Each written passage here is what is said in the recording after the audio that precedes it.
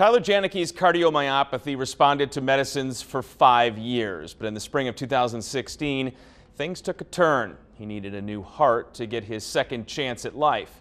He'd get it. In one short year, Tyler not only resumed normal life, he returned to the rink. Showing up for practice was something Tyler Jaenicke used to take for granted. Not anymore. Now he views it as a gift. As I got older, we started playing competitively. When he was young, he watched another area player ascend to the pros. When Justin Abacator really made it from Mona Shores to the Red Wings. That became Tyler's goal, too. Going to play juniors and playing college was definitely something that was a dream of mine. It all changed during a high school playoff game in 2011.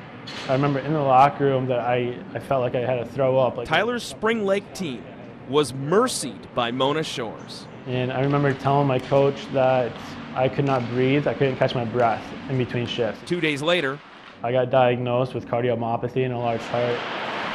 If that game would have finished, who knew what the outcome would have been. His heart was only working at 5%. So they put in an ICD. Implantable cardioverter defibrillator.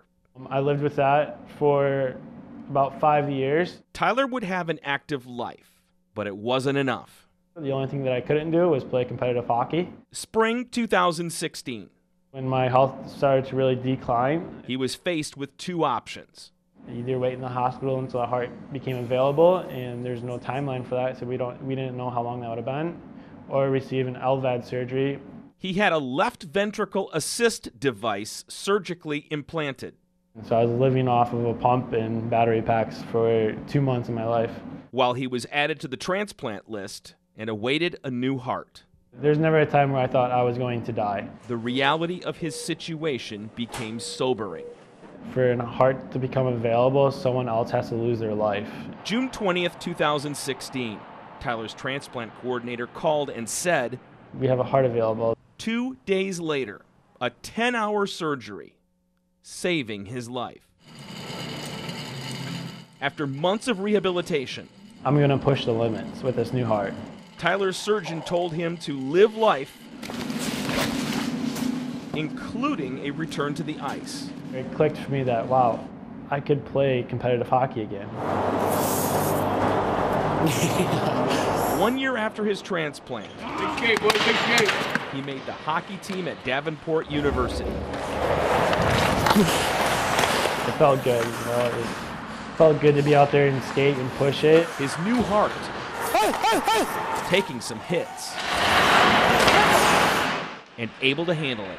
Even though my doctor said that I'm completely cleared for contact hockey, there's still times in practice where you can see me flinching away from a hit or something, but I'll get over that eventually. A couple of games, get underneath my belt. 6 years after he last laced him up, it's been a long journey. Tyler Jaenicke is back. I never thought that that high school game would have been my last. You know, there's just something that never said, this is your last game. He's reacquainting himself to the game he loves. I can't hit. You can. This is all I hear. Testing his new ticker.